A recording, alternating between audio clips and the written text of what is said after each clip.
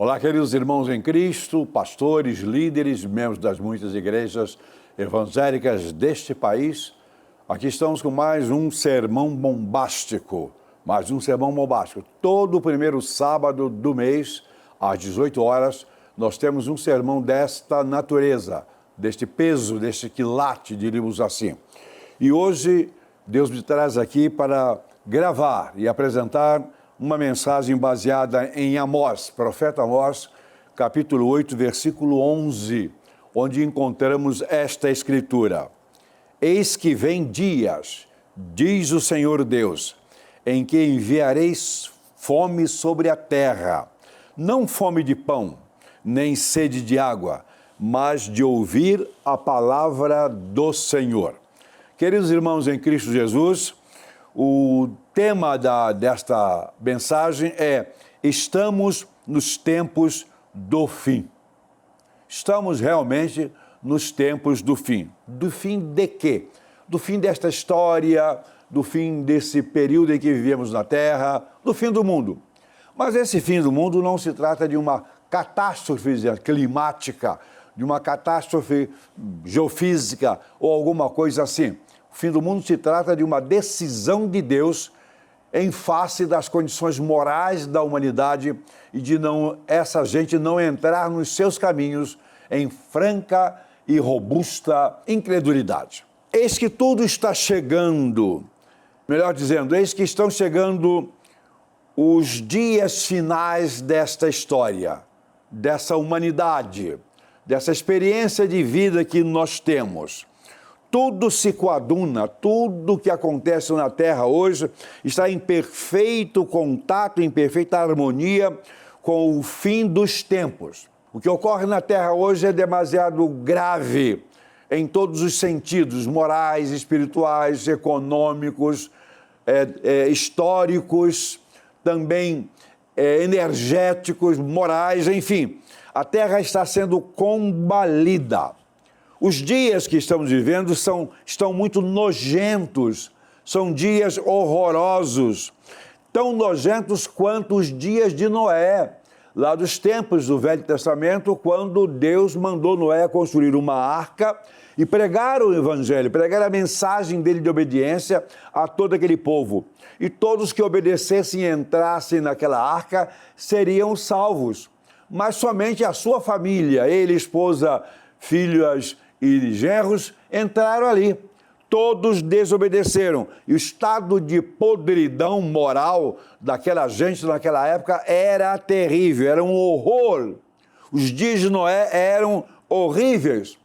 Acontece que os dias de hoje também estão no mesmo nível. O que aconteceu naquela época é exatamente o que tem acontecido hoje. Vamos rememorar fatos bem recentes. Agora, 1 ou 2 semanas ou 3 semanas atrás, ocorreu um show aqui no Rio de Janeiro, que o governo municipal investiu um dinheiro altíssimo para quê? Para financiar uma cantora, uma musa dos anos 60, uma página já virada, que veio ao Rio de Janeiro recentemente. Foi um espetáculo que apavoraria os povos mais promíscuos. Apavoraria os povos mais terríveis em princípios de imoralidade. Foi, sim, um espetáculo de horror realizado aqui bem próximo na praia de Copacabana. Isso ainda é hoje a esperança de muita gente, ou seja, quer se divertir, quer se deliciar com podridões, não só shows vergonhosos, repletos de imoralidade, de tudo que de podre existe na Terra, mas também outras situações tão ruins e deploráveis quanto essas.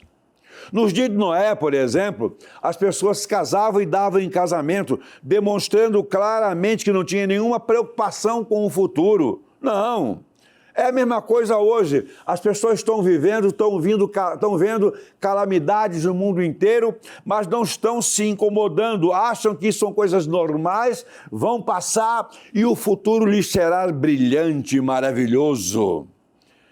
Também estamos ultrapassando os limites de Sodoma e Gomorra, se vissem os tempos do fim, se Sodoma e Gomorra, aquele povo, estivessem vendo hoje os tempos, os dias e o padrão de imoralidade que nós estamos vivendo, eles se envergonhariam. É a Bíblia que diz isso. Mas por que aquela gente da podridão do passado se envergonharia dos nossos tempos, dos nossos dias? Porque hoje estamos vivendo muito pior do que eles viveram. O estado moral de podridão do mundo hoje é inigualável.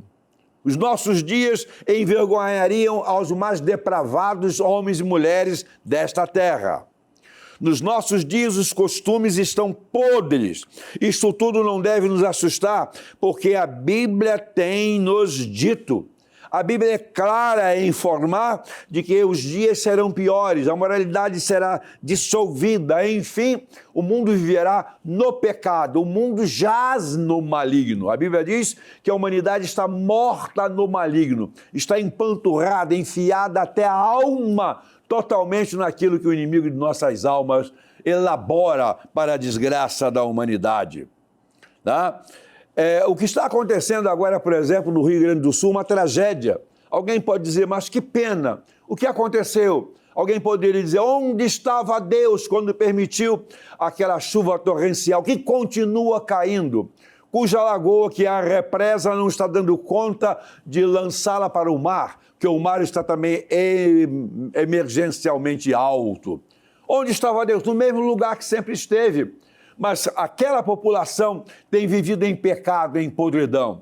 O Rio Grande do Sul hoje e Porto Alegre é a sua capital, o estado, aquele estado todo, é uma máfia de podridão espiritual. É o estado com maior nível de malignidade, de maior dependência do demônio. A cidade, a capital, tem o maior número de organizações espiritualistas podres, mais até do que o estado que era conhecido como sendo o maior nessas práticas. Não vou citar porque não é o caso, mas é um estado moralmente falido, espiritualmente entregue à podridão. Acontece aquilo porque a mão de Deus foi retirada de cima deles, deixou a própria sorte para padecer as consequências dos seus feitos e de suas atitudes. Mas há um primeiro ponto que eu quero considerar com os queridos irmãos em Cristo. Os denominados crentes, que os denominados crentes evangélicos, irmãos em Cristo, estejam passando fome, isso é inadmissível. O texto que nós lemos diz que viriam tempos em que Deus enviaria fome sobre a terra. Mas por que eu digo que é inadmissível que os crentes estejam passando fome? No sentido espiritual, muito mais mesmo que o sentido material, do que a falta de alimento físico. Isso é inadmissível. Por quê? Porque Jesus é o pão da vida, o que nos basta, o que nos é suficiente, nós o temos. Nós não precisamos nada mais do que Jesus, sua mensagem, sua presença, seu amor, seu carinho, sua salvação. É isso que nós precisamos, é isso que esse Brasil inteiro precisa. E que os crentes em Cristo também estão vivendo com pouca presença, desfrutando pouco de Cristo. E há culpa para isso. Não há sentido algum, razão alguma para que os filhos de Deus estejam vivendo em necessidades, até materiais, mas sobretudo necessidades espirituais. De que então os crentes estão se alimentando hoje? Qual é o alimento espiritual que os crentes estão recebendo hoje no Brasil inteiro e no mundo também? De que é que nós estamos sendo alimentados? O que está realmente ocorrendo? Os denominados crentes passando fome, por quê? Na verdade, a pergunta deve ser outra, é de que os crentes estão se alimentando? Eles estão sendo alimentados, e muito, empanturrados, mas de quê? Creio que estão servindo alimentação imprópria. Qual é a responsabilidade de alimentar o mundo hoje? Dos crentes. minha, sua, meu querido pastor, bispo, presbítero, apóstolo, seja lá o que você ouse dizer que o é. Não importa. Nós somos responsáveis para alimentar esse mundo, mas alimentar com a palavra de Deus, a alimentação perfeita, própria, escolhida pelo Deus, produzida nos céus e enviada ao mundo pela pessoa de Jesus Cristo. Somos os pastores, os responsáveis por esse alimento, por distribuir essa alimentação. O alimento da igreja é a palavra de Deus e qualquer outra coisa que estejam ofertando não alimenta. Palavra de Deus. Agora, a palavra de Deus está sendo pregada, aí está, mas como? A palavra de Deus na sua genialidade, na sua amplitude, na sua característica máxima, a palavra de Deus conforme ele profere, ou a palavra de Deus manipulada, ajeitada, ajustada, adaptada aos interesses do tempo em que vivemos, adaptados até ao interesse do pastor, do líder que a prega. Não, é a palavra de Deus genuína. O bom alimento não é só o que satisfaz. Tudo bem, o alimento deve satisfazer, ok, está certo. Não é só o que satisfaz ao paladar, mas o que sustenta. Esse é o perfeito alimento, o que sustenta. E o que sustenta, no caso, o quê? A alma, o espírito, o ser integral. Mas as igrejas de hoje servem de tudo. Ah, eu sei disso. Passo por uma ou outra igreja e vejo os cultos como são, as mensagens como são. Ligamos os programas de televisão chamados de evangélicos e encontramos a mesma coisa. Elas servem de tudo. Os pratos são bem arrumados, muito bonitinhos, bem atrativos, até com excelente paladar, agradável, odor maravilhoso, mas apenas palhudos. São pratos inúteis. São os serviços que as igrejas prestam ao Deus vivo hoje, com cultos e mensagens vazias. O formato é muito bonito, a arrumação é muito bonito, a iluminação é extraordinária, painéis de LED para todos os lados. Que coisa bonita! Entretanto, as pessoas entram vazias e saem puras, saem ocas de lá. Um segundo ponto que eu quero considerar com os queridos irmãos são as consequências dos crentes mal alimentados. Isso se aplica a tudo, mas no caso, quais as consequências que acontecem na vida dos crentes mal alimentados? Estão sim cheios, estão empanturrados, mas empanturrados e cheios de quê? Quando eles vão à igreja hoje, eles encontram sempre novidades. Bela música, bela coreografia, organização fabulosa, linguagem bem trabalhada, louvores positivistas, etc. Mas isso não significa nada. Isso é apenas enchimento. Eu sou de uma época em que me converti a partir de uma palavra simples, muito simples, pregada por um mensageiro mais simples ainda, semi-analfabeto. Mas ela me foi suficiente para me trazer até aqui na condição em que eu estou e crescendo, porque eu ainda preciso crescer mais e mais e mais. Os cultos das igrejas eram simples, os louvores eram organizados, os louvores eram originais, os louvores eram sinceros. Mas hoje nós temos igrejas que são amontoados de tecnologia, encaminhados para oferecer o melhor em termos de beleza, mas em termos de mensagem que leve à pureza de vida, nada. Encontra-se hoje nas igrejas de tudo. Sim, de tudo. Homossexualismo, fornicação e tantas outras coisas. Ladrões, desonestos de todos os tipos, de todas as categorias, estão presentes nas igrejas e os pastores mexem com os tais. Mexem nada, tá maluco. Minha igreja está muito boa, tem 1.000 membros, tem 2.000 membros, tem 3.000 membros, maravilhosa, é uma receita extraordinária, eu estou muito bem aqui, mas não leve em consideração quão bem você se encontre, é como Deus está em relação a você que é pregador, a você que é o ministro de Deus colocado ali para doutrinar, para ensinar aquela igreja.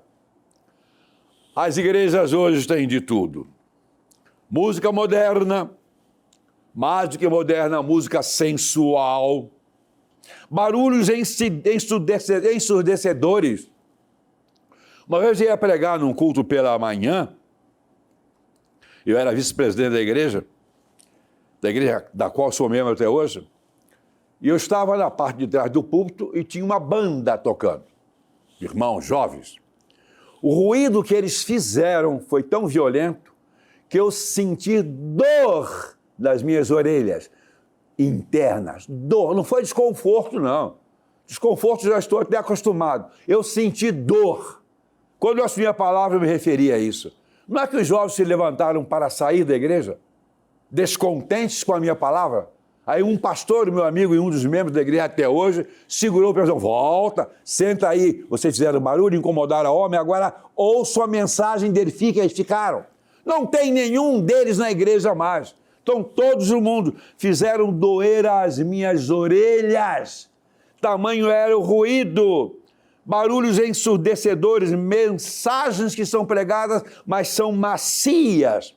Tenho visto pregadores hoje que falam para lá e para cá, fazem um fechamento agradável e até verdadeiro, mas sem nenhuma contundência. Mensagens politicamente corretas, mas tudo muito longe daquela pressão que a palavra de Deus tem que exercer sobre os crentes, tem que exercer sobre eles.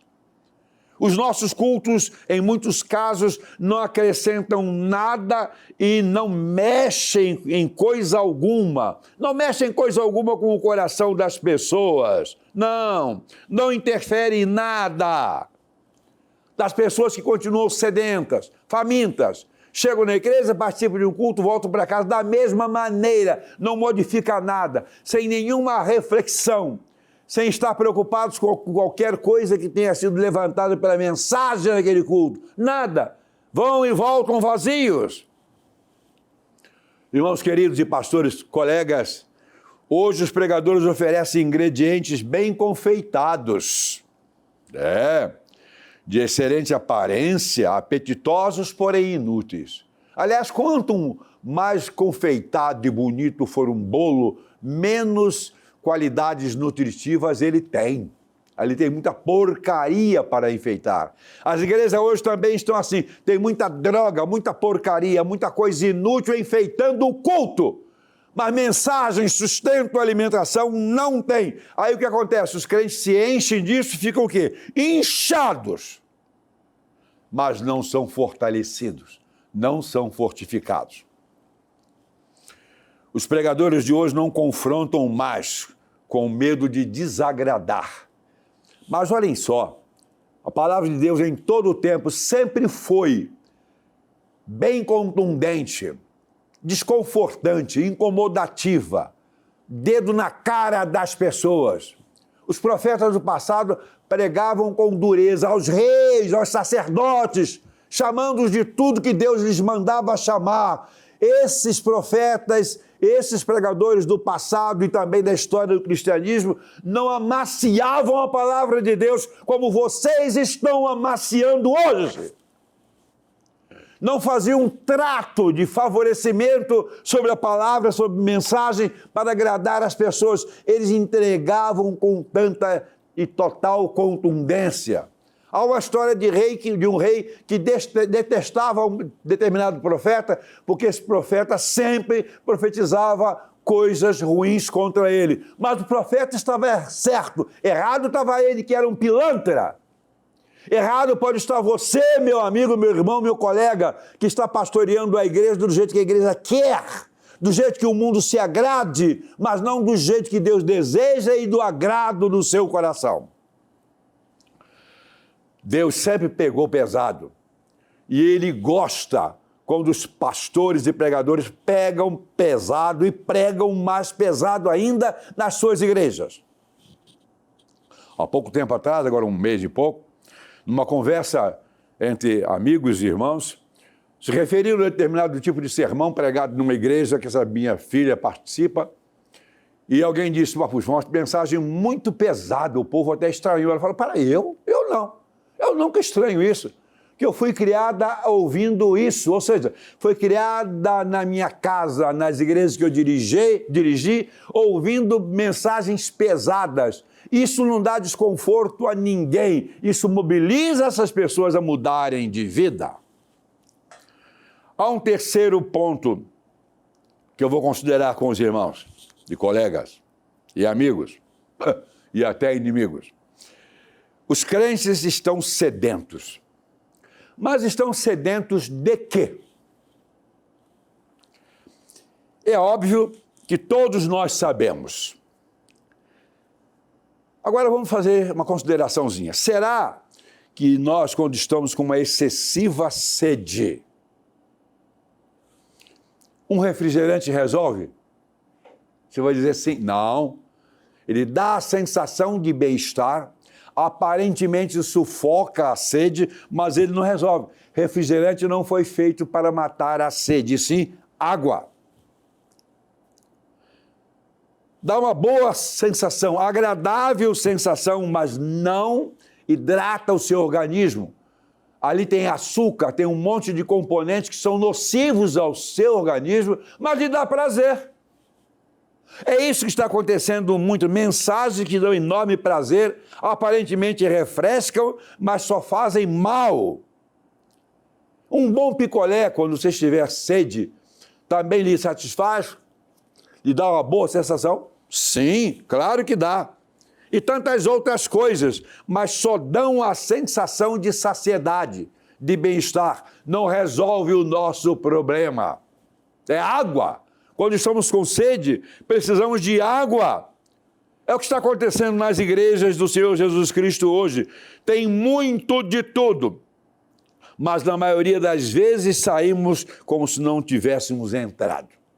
Não encontramos ali a mensagem que refresca, que refrigera, e que nos mobilize a mudar de vida, mudar os nossos caminhos, nos aproximarmos de Deus cada vez mais e mais, agradando-o em tudo. Os nossos pensamentos nessas muitas mensagens e diante de muitas mensagens apresentadas nessas igrejas não foram motivados a nenhuma meditação. Não nos motiva a nenhuma meditação. Não há nenhuma proposta de mudança, nenhum exercício de exigência para que mudemos os nossos caminhos, nenhum desagrado mínimo, íntimo, essencial. Ele é apenas culto formal, para agradar aos ouvidos, agradar aos olhos, manipular o ego, mas agradar a Deus, de quem nós somos filhos e membros da sua igreja, não. Isso aí é secundário. É isso que está acontecendo. E os responsáveis somos nós. Nós, pregadores, a minha parte eu faço. Desagrada sim, não me importa. O que eu quero é que Deus esteja satisfeito com aquilo que eu estou pregando. Em último lugar, povo de Deus, ou multidão de seguidores. Tenho observado que algumas igrejas se ufanam de terem não sei quantos mil membros. Ok, que bom. Se forem membros mesmo, ótimos. Eu não sei quantas células eu tenho no meu corpo. Ósseas, somáticas, neurônios espalhados por todo o corpo.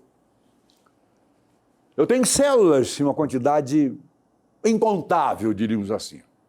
Mas para aí, todas elas estão funcionando. E quando em algum lugar surgiu uma doença, eu fui lá e tirei. Uma cirurgia, fui lá, cortei, joguei fora, porque aquelas células que estavam ali estavam matando o organismo todo. Estavam infectando.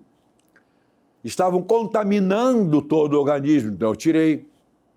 Estou disposto a tirar pedaços do meu corpo tantas vezes quantas essas partes estejam me prejudicando. Certo? Então, pessoas e obreiros dizem, a minha igreja tem tantos mil membros. Esses servos de Deus estão felizes por causa de uma quantidade enorme de pessoas salvas ali? Não. Estão felizes porque uma igreja grande tem uma receita boa, paga-lhe um salário bom, ele está confortável e diz assim, Deus está me abençoando. Pode ser que não.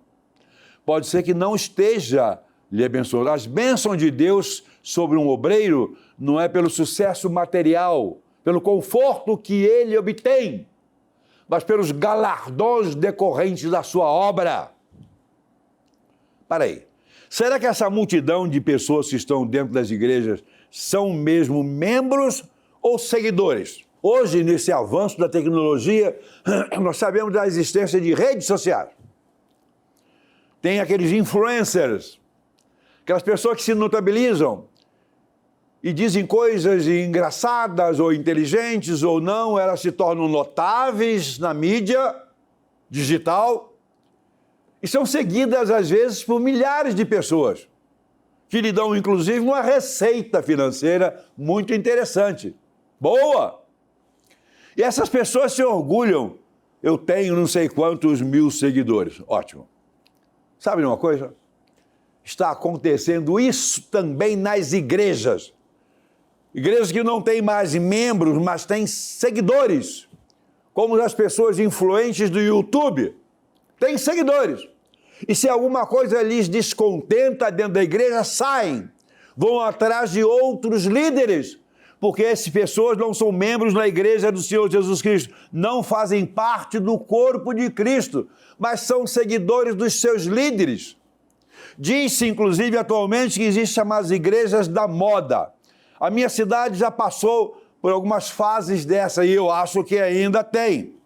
Surge uma igreja da moda, vai todo mundo para lá. Entope, louvores bonitos, pregações, daqui a pouco mais, some todo mundo, vai para uma outra igreja da moda.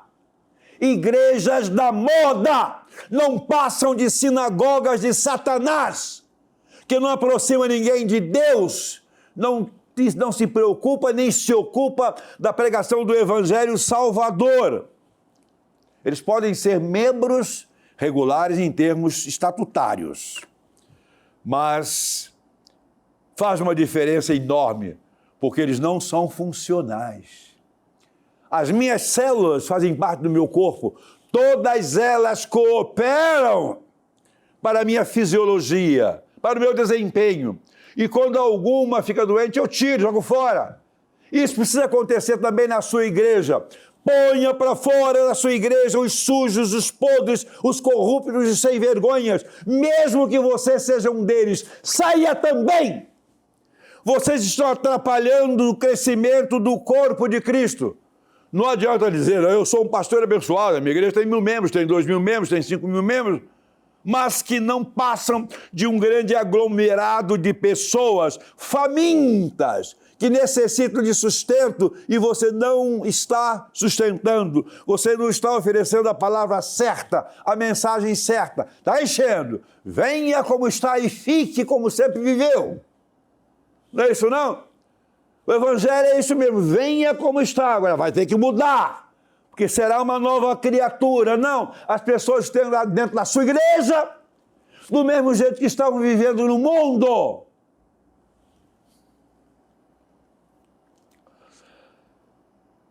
O mundo está com fome e sede, e a responsabilidade da alimentação e da água para ser entregue é nossa, dos servos de Deus, da igreja do Senhor Jesus Cristo. E o que estamos fazendo com aquela expressão de Jesus? Dá-lhe voz de comer. Faríamos uma paráfrase. Dá-lhe voz de beber, eu diria também. O que nós estamos entregando? O que você, meu irmão, meu colega, está entregando a sua chamada membresia? Palha? Refrigerante? Deus quer que nós alimentemos o mundo com a sua palavra, com o sustento que vem dos céus, e o descendentemos com também a palavra do Senhor Jesus Cristo, que é a água da vida. Que Deus lhe abençoe. Amém.